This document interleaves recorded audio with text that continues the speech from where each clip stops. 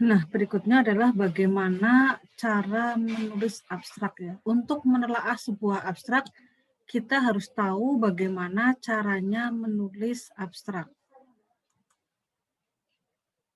Nah, sebagai acuan dalam melakukan review atau telaah terhadap abstrak, poin-poin ini bisa kita pakai sebagai acuan. Yang pertama adalah Bapak Ibu bisa memeriksa ketentuan jumlah kata maksimum. Pada umumnya, jurnal menetapkan maksimum kata yang diperbolehkan dalam abstrak adalah 200 kata. Pada umumnya seperti itu, tapi silakan dicek ketentuan dari masing-masing jurnal di mana karya kita akan dipublikasikan. Kemudian hendaknya jangan mengulang judul dalam abstrak gitu, karena ini apa? Abstrak sendiri sudah sangat terbatas jumlah katanya. Kalau judul kita ulang lagi ya akan sangat pemborosan kata-kata jadinya. Kemudian silakan diperiksa ketentuan mengenai jumlah paragraf. Pada umumnya, jumlah paragraf untuk abstrak adalah 1 paragraf. Berikutnya harus juga diperiksa keutuhan isi dari suatu abstrak. Nah, hal apa saja yang harus dimuat dalam abstrak? Yaitu pendapat baru, hasil gitu ya, pendekatan atau metode yang diterapkan, hasil-hasil penting, kemudian juga kesimpulan. Kadang ada yang menuliskan latar belakang, tetapi itu tidak harus gitu ya. Kemudian juga yang harus diperhatikan bahwa dalam menulis abstrak itu tidak ada pengacuan ke tabel, ke ilustrasi ataupun rujukan gitu ya. Jadi kalau kita lihat abstrak pasti tidak ada hasil penelitian ini terdapat pada gambar 4 misalnya. Tidak ada seperti itu di abstrak. Tidak ada pula rujukan gitu. Tabel juga nggak ada. Nah, kemudian kalau mau menggunakan singkatan, itu singkatan harus dijelaskan ya. Misalnya saya menggunakan acetaminophen, saya singkat ACM gitu kan, rujukan singkatan resminya acetaminophen itu ACM. Nah, itu harus dituliskan acetaminophennya dulu, nanti baru dalam kurung ACM. Tidak boleh ujuk-ujuk tiba-tiba memakai ACM gitu ya, nanti nggak benar jadinya.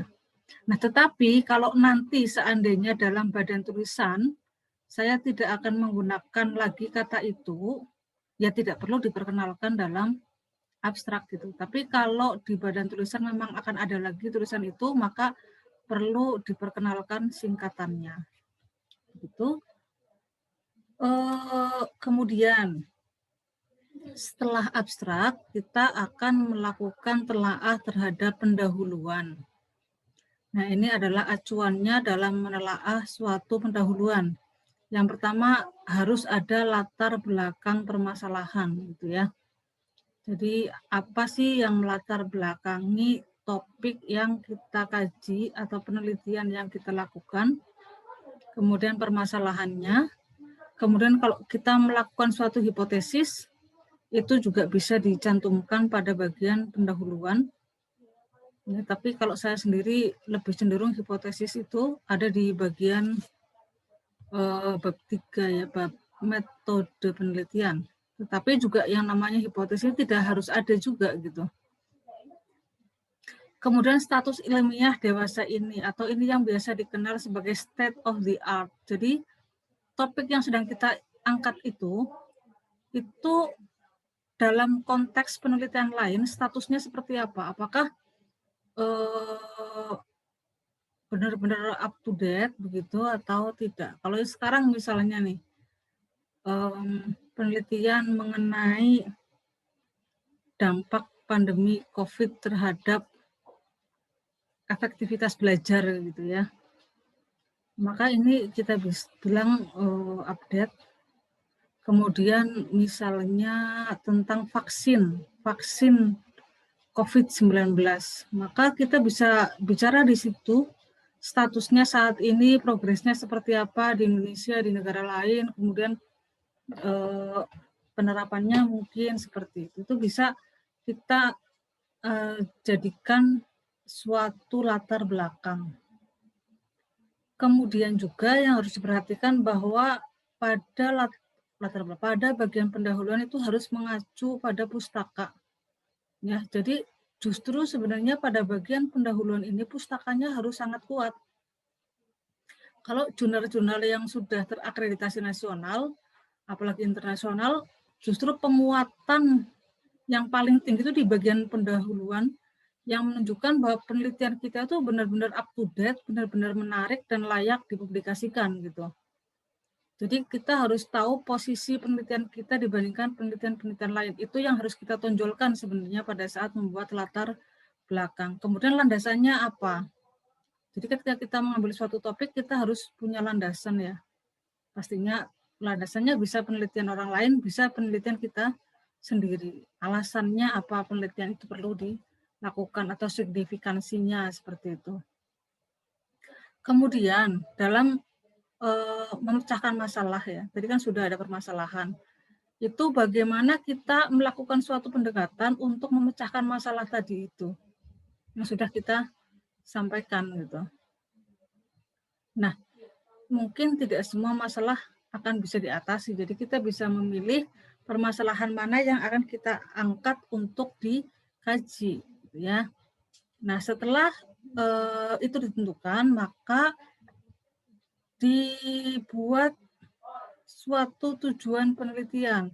Jadi secara spesifik tujuan penelitiannya itu untuk apa, mengkaji apa, itu harus ditulis. Nah, pendahuluan itu biasanya tidak terlalu panjang, tidak terlalu ekstensif gitu ya, luas gitu. Bisa hanya 3-4 paragraf gitu ya, atau 2 halaman dengan ketik spasi ganda gitu. Karena apa? Satu tulisan, satu artikel biasanya dibatasi maksimum 10 halaman gitu ya.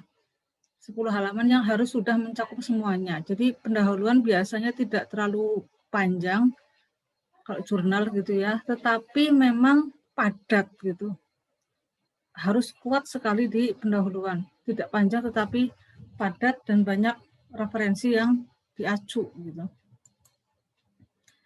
Berikutnya, setelah selesai dengan pendahuluan, kemudian tinjauan pustaka. Jadi tinjauan pustaka ini kalau artikel bisa ada, bisa tidak ada gitu ya, tergantung jenisnya seperti apa. Kalau hasil penelitian biasanya tidak merupakan suatu subsection tersendiri gitu ya. Tapi kalau jenis yang telaah review yang non hasil penelitian itu ada gitu ya. Tetapi walaupun tadi hasil penelitian tidak ada subsection tersendiri tentang tinjauan pustaka, tapi sebenarnya dia ada dalam sebagai bagian dari tadi latar belakang, metode, hasil pembahasan, seperti itu. Jadi merupakan bagian yang tidak terpisahkan. Di situ kita banyak mengacu hasil penelitian orang lain yang itu merupakan bagian dari pustaka atau tinjauan pustaka itu tadi. Jadi dia masuk ke dalam pendahuluan, metode pembahasan gitu ya. Dan pustaka yang harus kita acu itu harus ada dalam daftar pustaka.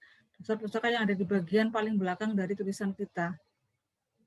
Jadi pembaca juga berhak untuk menelusur sumber asli dari pustaka yang kita acu. Juga yang harus diingat di sini adalah bahwa acuan itu harus relevan, terkait gitu ya. Jadi enggak asal comot begitu. Kemudian mutakhir up to date gitu ya. Jadi berdasarkan hasil penelitian terbaru biasanya kalau untuk jurnal ya 5 tahun ke belakang lah. Kalau buku misalnya teori gitu ya, itu bisa tahun 1940 pun masih dipakai. Sepanjang itu memang masih relevan gitu. Kemudian berasal dari acuan primer. Acuan primer itu ya seperti jurnal dan buku yang bisa kita akses gitu ya. Kita baca langsung. Jadi bukan kalau kita baca jurnal kemudian di situ ada mengacu tentang definisi suatu hal, misalnya definisi pendidikan, tapi dari buku asing gitu ya.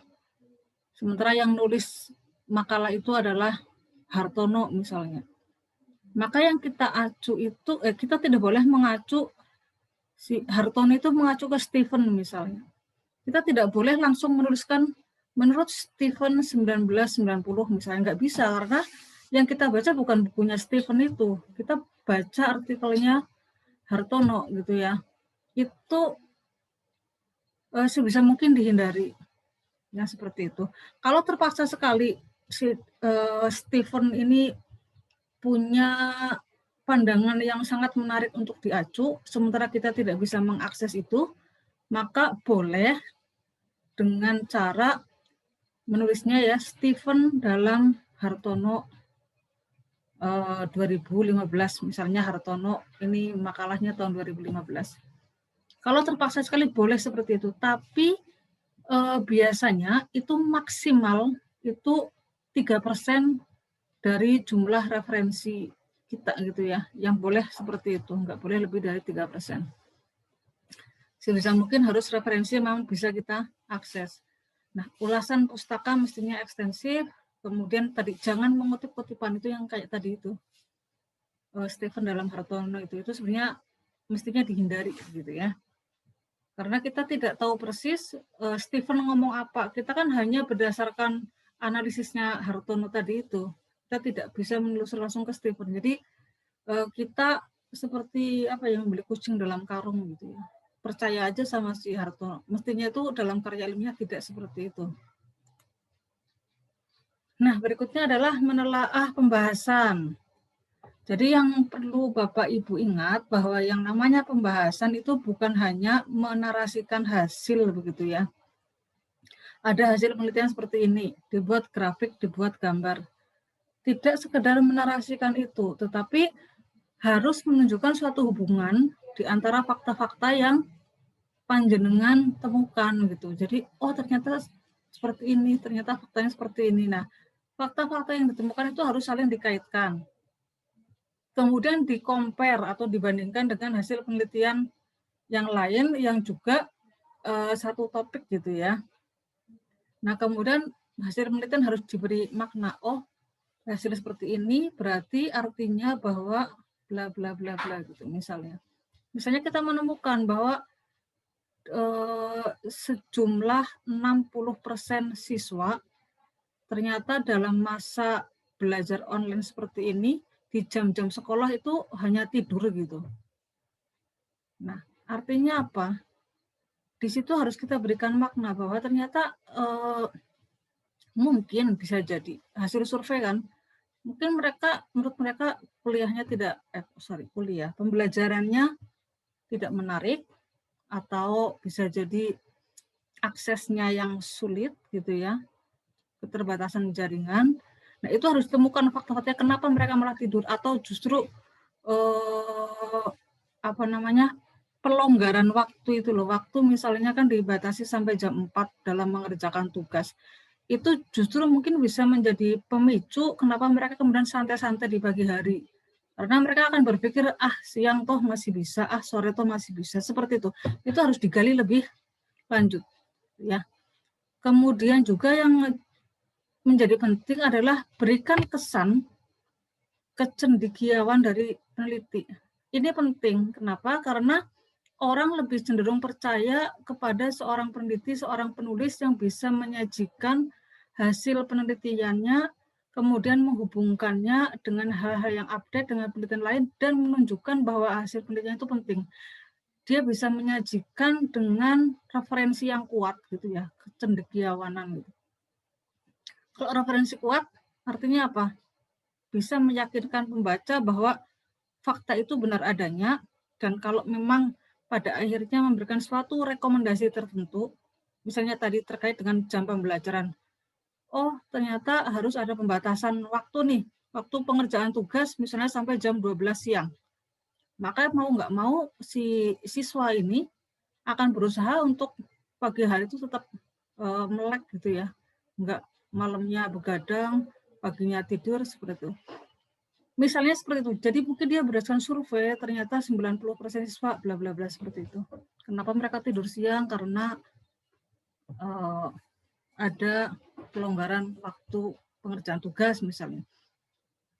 Kalau faktanya kuat, kemudian dukungan referensinya kuat, maka orang akan percaya begitu dan akan cenderung melakukan rekomendasi dari kita gitu, melakukan hal yang kita rekomendasikan.